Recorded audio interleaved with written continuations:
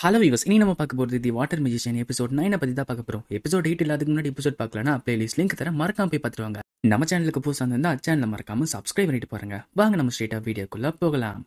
Episode ஓப்பனிங்ல Nelson Rio கிட்ட நீ எனக்கு ஒரு உதவி பண்ணியாக்கணும். அது என்னன்னா, என்னோட வில்லேஜ் அப்பாலியில ஒரு ஹண்டிங் ரெக்வஸ்ட் கொடுத்துருக்காங்க. அதை நான் அக்செப்ட் பண்ணலாம் இருந்தேன். ஆனா அது டி ரேங்கர் மட்டும் தான் கிடைக்குமா? அதனால நீ எனக்கு ஹெல்ப் பண்ணியாக்கணும் ரியோ. ரைட்டாவோ அந்த கிரேட் டேட்டில் போர்ட்ல சண்டை போட்டதுக்கு எங்களுக்கு ரேங்க் கீழே மாத்திட்டாங்க. இருந்தாலுமே எங்களால இந்த ரெக்வஸ்ட்டை எடுத்துக்க முடியாது. நெல்சன் ப்ளீஸ் இப்போதைக்கு டெம்பரரியா ஒரு பார்ட்டியை கிரியேட் பண்ணுவோம். எனக்கு தெரிஞ்ச அந்த ஊர்ல ஒரு குவாரி இருக்கு. அந்த குவாரியில காப்ளின்ஸ் ஸ்கெலிட்டன்ஸ் இருக்குன்னு நினைக்கிறேன். ரியோவும் இதை கேட்டு சிரிச்சுட்டு, என்னது ஸ்கெலிட்டன்ஸா? அவனு மனசுக்குள்ள ஒரு ஃபேண்டசி உலகத்துல காப்ளின்ஸ் வந்தாச்சு, இப்போ ஸ்கெலிட்டன் வரப்போது, எனக்கு குஜாலா இருக்கு அப்படின்னு சொல்ல அவனுமே நான் இது கொத்துக்கிறேன் அப்படின்னு சொல்றான். அந்த கில்டு மாஸ்டரும் ஒரிஜினலா இது கைலடிங்கிற இடத்துல இருந்தா வந்துச்சு. அவங்க 2 வாட்டிக்கு மேல இந்த ரெக்வஸ்ட் கொடுத்திருக்காங்க. ஃபர்ஸ்ட் போன பார்ட்டி ஒரு E ரேங்க், அப்புறம் செகண்ட் போன பார்ட்டி ஒரு D ரேங்க். ரியாவும் ஆல்ரெடி ஒரு D ரேங்க் பார்ட்டி தோத்து போயிடுச்சா? ஸ்கெலிட்டன் காப்ளின் கஷ்டம் தான், ஆனா அந்த அளவுக்கு கஷ்டம் கிடையாது. கில்டு மாஸ்டரும் கரெக்ட் தான், ஆனா D ரேங்க் பார்ட்டி சொன்னது என்னன்னா, அவங்க ஊர் மக்கள் அவங்களுக்கு ஒத்துழைக்கலன்னு சொன்னாங்க. நெல்சோ எங்க ஊருக்காரங்க கொஞ்சம் வித்தியாசமானவங்க, ஆனா அந்த அளவுக்கு இந்த மாதிரி திருத்தில அனுப்ப மாட்டாங்க. கில்டு மாஸ்டரும் அங்க என்ன நடக்குதுங்கிறது அவங்க ரிப்போர்ட் சொன்ன வச்சு தான் நான் சொன்னேன். அந்த ஊருக்காரன் நீ, அதனால நீ போனா கரெக்டா இருக்கும். இருந்தாலுமே கொஞ்சம் ஜாக்கிரதையா இருங்க. ஏன்னா ஃபர்ஸ்ட் போன E ரேங்க் பார்ட்டி அடிபட்டு திரும்பி வந்தாங்க. அவங்க 30க்கும் மேல ஸ்கெலிட்டன்ஸ் கூட சண்டை போட்டாங்களா. ஏட்ட மாதிரி ஒரு பீச் உங்க கூட போறதுனால உங்களுக்கு எந்த பிரச்சனையும் இருக்காது. அதுவும் இல்லாம ரியோ வேற கூட வரான். அந்த விட்னஸ் ஜாபுக்கு போறதுக்கு இன்னும் கொஞ்ச நாள் இருக்கு. அதனால அதுக்குள்ள இந்த மிஷினை முடிச்சுட்டாங்க. இப்போ ரியோவும் ஒரு பார்ட்டியை கிரியேட் பண்ணிட்டு அவங்களுமே அந்த ஊருக்கு போயிட்டு இருக்காங்க. இப்போ அவங்களுமே அந்த ஊருக்கு போயிட்டாங்க. நம்ம டெய்லி ஸ்டாமினா ட்ரைனிங் பண்றதுனால நம்ம சீக்கிரமே வந்துட்டோம் அப்படின்னு சொல்ல அந்த ஒரு மக்களும் நெல்ஸை பார்த்துட்டு, அட நெல்ஸ் தானே திரும்பி நீ வந்துட்டியா அப்படின்னு சொல்லிட்டு சந்தோஷமான வரவேற்கிறாங்க. இப்போ அவங்களுமே அந்த ஊரோட மேயரை போய் பாக்குறாங்க. அந்த மேயரை உன்னை பார்த்து எவ்வளவு நாள் ஆச்சுல, நல்லா வந்துட்ட, சரி இவங்க யாருன்னு சொல்லிட்டு கேட்க அவனுமே ஏட்டோ ஹாமன் ரியோன்னு சொல்லிட்டு 3 பேரை இன்ட்ரோடியூஸ் பண்ணி வைக்கிறான். அவரு தன்னை இன்ட்ரோடியூஸ் பண்ணிக்கிட்டு, நான் தான் இந்த வில்லேஜோட மேயர், என்னோட பேரு பூலன். இப்போ எனக்கு புரியுது, நீங்க அந்த ஹண்டிங் ரெக்வஸ்ட்காக வந்திருக்கீங்க கரெக்டா? இருந்தாலுமே நீங்க நில்ஸோட வந்ததுனால இது கொஞ்சம் ஒர்க் அவுட் ஆகும்னு நினைக்கிறேன். ஏன்னா வெளியிருந்து வரவங்களுக்கு எங்களோட பழக்க வழக்கெல்லாம் அவங்களுக்கு தெரியாதுல.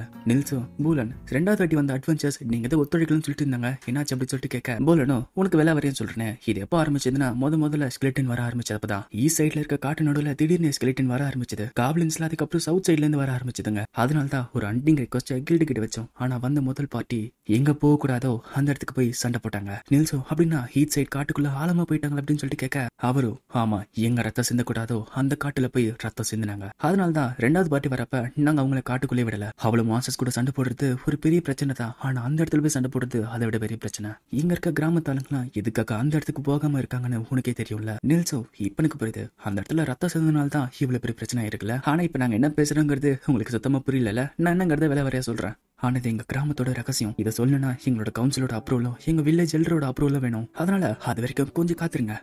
நெல்ஸோட குடும்பத்துக்கிட்ட போயிட்டு அப்போ நெல்ஸுக்கு 18 வயசு ஆன அப்புறம் அவன் ஸ்ட்ரெயிட்டா அட்வென்ச்சர்ஸ் ஆகணும்னு சொல்லிட்டு கிளம்பி போயிட்டான்ல. அவனோட தம்பியோ ஆமா, அவனுக்கு விவசாயங்கிறது இன்ட்ரெஸ்ட் இல்ல, அதனால ஸ்ட்ரெயிட்டா அவன் அங்கேயே போயிட்டான். அவனுக்கு எப்பவுமே வெளியே போய் அட்வென்ச்சரர் ஆகணும்னு சொல்லிட்டு ஆசை. ஆனா அதுக்கு முன்னாடியே எங்க அப்பா அம்மா இறந்து போயிட்டாங்க. அதனால கொஞ்ச காலத்துக்கு அவனுக்கு அந்த வாய்ப்பு போயிடுச்சு. எங்க கூட இருந்து எங்களை வளர்த்தான். கேட்டவும் அவன் என்னதான் அப்படி பேசினாலுமே ரொம்ப நல்ல வந்தால. நெல்ஸோட தம்பியும் எங்க அண்ணனுக்கு இந்த மாதிரி ஃப்ரெண்ட்ஸ் கிடைச்சதுல எனக்கு சந்தோஷம். இந்த மாதிரி நம்பிக்கையானவங்க இங்க வந்தா எனக்கு எந்த பிரச்சனையும் இல்ல. ஆனா முன்னாடி வந்தவங்க எங்களோட பாரம்பரியத்தெல்லாம் மறிக்காம ஸ்ட்ரெயிட்டாவே அந்த காட்டுக்குள்ள போய் ரத்தத்தை சிந்துனாங்க. இப்போ நெல்சன் அந்த இடத்துக்கு வந்துட்டு அந்த இடத்துக்கு போய் ஹண்ட் பண்ண நம்மளுக்கு அப்ரூவல் கிடைச்சாச்சு. நாளைக்கு காலையில நம்ம காப்ளின்ஸை வேட்டையாட கிளம்புவோம். அதுக்கப்புறம் தான் நம்ம ஸ்கெலிட்டன் அடைக்க போனோம். அந்த விஷயத்த சொல்லணும்னு சொன்னால அதை ஷேர் பண்றதுக்கு எனக்கு பர்மிஷன் கிடைச்சிருச்சு. ஆனா இது ஒரு ரகசியம், அதனால வெளியே சொல்லாதீங்க, புரிஞ்சதுல?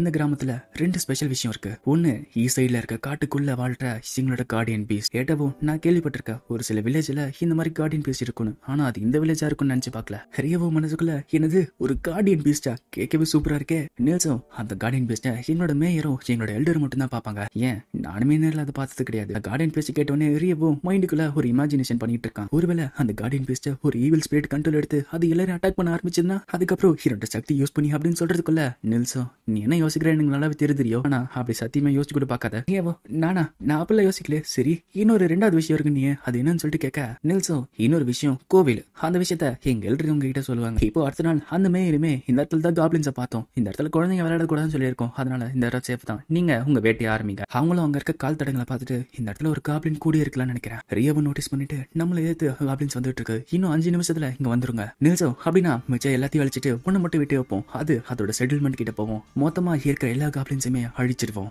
இப்போ அதே மாதிரி அந்த இடத்துல காப்ளின்ஸ் வர ரியோமே தன்னோட ஐஸ் மேஜிக் வச்சுக்கிட்டு அந்த காப்ளின்ஸை பிடிக்க அந்த சான்ஸ் யூஸ் பண்ணிக்கிட்டு ஏட்டவும் மத்தவங்களுமே அதை அழிக்கிறாங்க. இப்போ அவங்க சொன்ன மாதிரியே ஒரே ஒரு காப்ளினை விட்டு வைக்க அதுவுமே அதோட வீட்டுக்கு அதாச்சு அதோட கூடுக்கு ஓடி போகுது. ரியாவும் முதல்ல வெளியே இருக்க காப்ளின்ஸ் அழிப்போம்னு சொல்லிட்டு வெளியே இருக்க காப்ளின்ஸை ஃப்ரீஸ் பண்ண ஹாமனும் மத்தவங்களுமே அதை அழிக்கிறாங்க.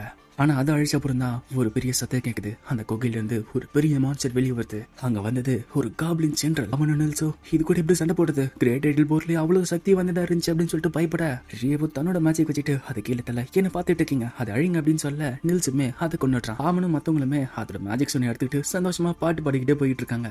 இப்போ எல்லாம் முடிஞ்சு அந்த வில்லேஜுக்கு வர அந்த வில்லேஜோட எல்லாருமே அப்போ எல்லா காப்ளின்ஸும் அழிச்சிட்டீங்கன்னு கேள்விப்பட்டேன், நல்ல வேலை செஞ்சீங்க அப்படின்னு சொல்ல அந்த மேலுமே நான் இன்ட்ரடியூஸ் பண்றேன், இவங்க தான் எங்களோட வில்லேஜோட எல்லார், இவங்களோட பேரு நாசு. அவங்களும் இது எப்படிதான் இன்ட்ரடியூஸ் பண்ற சொல்லிட்டு பெரிய கதையா பேசிட்டு இருப்பான். சரி நான் உங்களுக்கு எல்லா விஷயத்தையும் சொல்றேன்.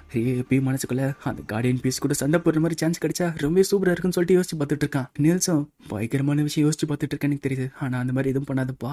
ஏட்டவும் அந்த எல்லார்கிட்ட போயிட்டு நீ உங்க ஸ்டாஃப்ல வச்சிருக்கீங்களே அந்த கிரெஸ்ட் அது எடுத்து மதர் காடஸோட தானே, இறையவும் எடுத்து மதர் காடஸா அப்படின்னு என்ன சொல்லிட்டு கேட்க ஏட்டவும் காடஸ் ஆஃப் லைட் அப்புறம் எடுத்து மதர் காடஸ் இவங்க எல்லாருமே பேந்திமா 7 சேர்ந்தவங்க தான். ஆனா காலம் போக போக எல்லாமே மாறுச்சு. அந்த எல்லாரும் இப்ப இருக்க மக்கள் எல்லாருமே கோயில்ல எல்லா பிரீஸ்டுமே வெறும் காடஸ் ஆஃப் லைட் மட்டும் தான் கும்பிடுறாங்கன்னு நினைச்சிட்டு இருக்காங்க. மிச்சம் இருக்க 6 கடவுள்களை எல்லாருமே மறந்துட்டாங்க. ஆனா எங்களோட கிராமத்துல பரம்பரையா எர்த் மதர் காடஸ வணங்கிட்டு இருக்கோம். ரியவும் நீங்க எர்த் மதர் காடஸ கும்பிடுறீங்கன்னா அப்போ உங்களால லைட் எலிமெண்ட்டை யூஸ் பண்ண முடியாது அப்படின்னு சொல்லிட்டு கேட்க அவங்களும் என்னாலே மேஜிக் யூஸ் பண்ண முடியும், ஆனா இந்த லைட் டெம்பிள்ஸ்ல யூஸ் பண்றாங்களே அந்த மாதிரி இல்லாம என்னால வித்தியாசமா யூஸ் பண்ண முடியும். ஆமா தம்பி நீங்களா மதர் சொல்லி தானே மேஜிக் யூஸ் பண்ணுவீங்க, ஆனா எர்த் மதர் காடஸ கும்பிடுறவங்க யாருமே மந்திரம் யூஸ் பண்ண மாட்டாங்க. உங்களுக்கு தெளிவா சொல்லணும்னா ஃபர்ஸ்ட் மந்திரமே யூஸ் பண்ண மாட்டோம், அது தேவையில்லாத ஒரு ஆணி தான். எப்போதுல இருந்து மக்கள்லாம் மேஜிக் யூஸ் பண்றதுக்கு மந்திரம் சொன்னாதான் யூஸ் பண்ண முடியும்னு சொல்லிட்டு நினைச்சாங்கன்னு எனக்கு தெரியவே இல்லை. இது கிட்ட எட்டக்கு ஒன்றும் புரியல என்ன சொல்றீங்கன்னு சொல்லிட்டு ஷாக்ல இருக்கான். அவங்களுமே அந்த கார்டியன் பேச்சை பார்க்க போறாங்க. நாசு அந்த எல்டருமே அந்த கார்டியன் பேச்சை கூப்பிட அந்த கார்டியன் பேச்சுமே வெளியே வருது. ஆனா ரியோவை பார்த்தா ஒரு பெரிய ஃபைட் இருக்குன்னு சொல்லிட்டு அவளை காத்துக்கிட்டு இருக்கான். அந்த கோகையில இருந்து வருது ஒரு பெரிய வூல்ஃப். ஏட்டவோ உங்க ஒரு கார்டியன் பேசி ஒரு ஃபெண்டர் எனக்கு தெரியாம போயிடுச்சு. ஆனா ரியவோ மனசுக்குள்ள ஆடா இது ஈவில் ஸ்பிரிட்ல கண்ட்ரோல் எடுக்கல போப்பா ஒரு பெரிய ஃபைட் வேஸ்டா போயிடுச்சு.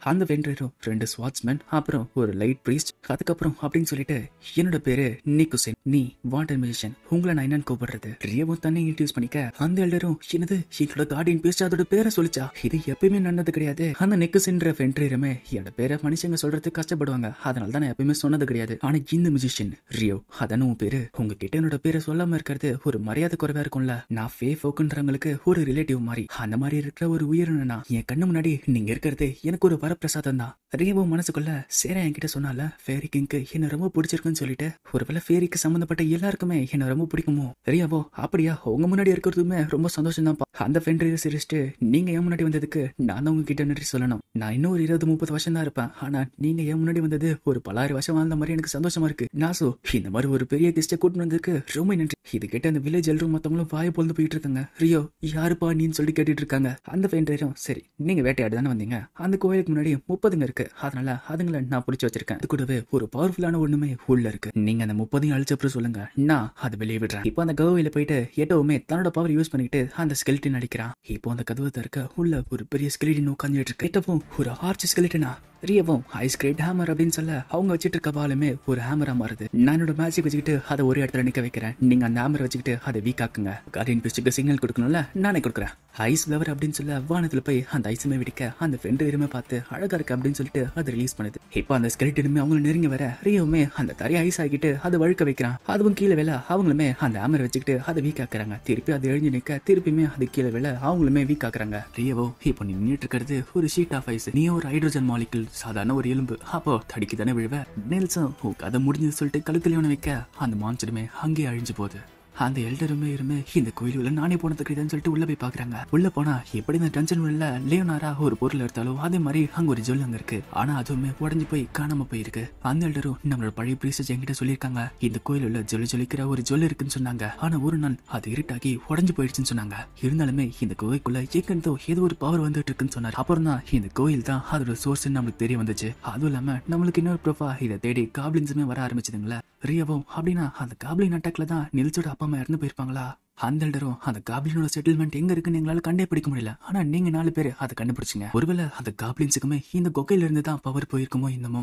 நான் என்னோட பவர் வச்சுக்கிட்டு இந்த கொகையை மூட்டுறேன், இதுக்கப்புறம் இதோட சோர்ஸ் பவர் வெளியே போகாதவளுக்கு நான் பாத்துக்கிறேன். இப்போ அந்த அண்டிங்கும் உடைய எல்லாருமே சந்தோஷமா அந்த வில்லேஜ் விட்டு கிளம்பி போறாங்க. அவங்களும் லோனுக்கு போற வழியில நெல்சமே நம்ம அட்வென்ச்சர் ஆகி 3 நாள் ஆச்சு, இதுக்கப்புறம் கில்டோட லாட்ஜிங்ல நம்மளால தங்க முடியாது, அதனால நம்மளுக்கு ஒரு புது வீடு தேவை. அதனால ரியோ ஆமன் ஏட்டவும் நானுமே ஒரு இடத்த வாடகை எடுத்து அங்க வாழ போறோம், அதனால நீங்களுமே அந்த இடத்துக்கு வரீங்களான்னு சொல்லிட்டு கேட்க ஆமனும் அப்படியா எனக்கு ஓகே தான்ப்பா அப்படின்னு சொல்ல ரியவோ எனக்கு கொஞ்சம் டைம் கிடைக்குமாப்பா நான் கொஞ்சம் யோசிச்சு அதுக்கு பதில் சொல்றேன்னு. இப்போ கில்டு காட்டாங்க. கில்டு மாஸ்டரும் கிட்ட எனக்கு ஒரு உதவி பண்ணியாங்க அப்படின்னு சொல்லிட்டு கேட்க, பாபுலோ எனது ஃபிட்னஸ்ல நடக்கிற ஓப்பன் போர்ட் ஃபெஸ்டிவலுக்கு உங்க இடத்துல நான் போடுமா? அவரும் நார்மலா பிலிப்ஸ் என்னோட ப்ராக்சியான அனுப்புவேன், ஆனா அவன் ஊர்ல இல்ல, அதனால நீதான் என்னோட இடத்துல இருந்து அந்த ஊருக்கு போகணும். அப்படியே கட் பண்ணி இப்போ வேற இடத்துக்கு கட்டுறாங்க. அதுதான் டெபுயி எம்பையர். அந்த இடத்துல ஒரு மிலிட்டரி மார்க் பேட்டில் நடக்குது. ஆனா அங்க இருக்க மெஜிஷியன் யாருமே மந்திரம் சொல்லாம யூஸ் பண்ணிட்டு இருக்காங்க. இப்போ அந்த சண்டே முடிய எல்லாருமே ரிலாக்ஸ் ஆக, அவங்களோட இடமே முட்டாள்தனமா இருக்காதீங்க, சண்டை முடிச்சுன்னு சொல்லிட்டு ரிலாக்ஸ் ஆகாதீங்க, எல்லாருமே ஒண்ணு சேருங்க, நம்மளோட கமாண்டர் உங்ககிட்ட ஏதோ ஒன்று சொல்லணுமா?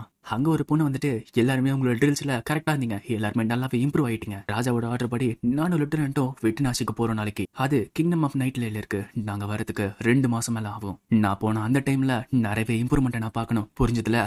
அந்த பொண்ணு அதாச்சும் அந்த கமாண்டருமே தன்னோட லெப்டினன்ட் இன்னைக்கு நீ கொஞ்சம் அன்பா தான் இருந்த, ஏன்னா போன வாட்டி அந்த 3வது கொள்ள நடக்கிறப்ப ஒருத்தனோட காலையை உடைச்சிட்ட, அந்த லெப்டினன்ட்டும் அது ஏன்னா அவன் காலை உடஞ்ச அப்புறம் அவன் ரெஸ்ட் எடுக்கணும்னு சொல்லிட்டு டைம் எடுத்துக்கிட்டான், அப்படி பண்ணா மிலிட்டரி ட்ரைனிங்ல அவன் மிஸ் பண்ணுவான்ல. அந்த கமாண்டரும் அதெல்லாம் ஓகே தான், இருந்தாலுமே உன்னோட மேஜிக்கல் ஆரவ நேரில் பார்த்த அப்புறம் யாரா இருந்தாலுமே கண்டிப்பா பயந்து தான் போவாங்க. உன்னோட டைட்டில் தி இன்ஃபெர்னோ மெஜிஷியன் ஒன்னு சும்மாலாம் தூக்கி கொடுக்கல. இதோட இந்த எபிசோட் முடியுது. இந்த வீடியோ உங்களுக்கு பிடிச்சிருந்துச்சுன்னா மறக்காம லைக் பண்ணுங்க, ஷேர் பண்ணுங்க. நம்ம சேனலுக்கு புதுசாக வந்திருந்தா சேனலை மறக்காம சப்ஸ்கிரைப் பண்ணிட்டு பாருங்க. நான் உங்களை அடுத்த வீடியோல சந்திக்கிறேன். Until then, bye bye.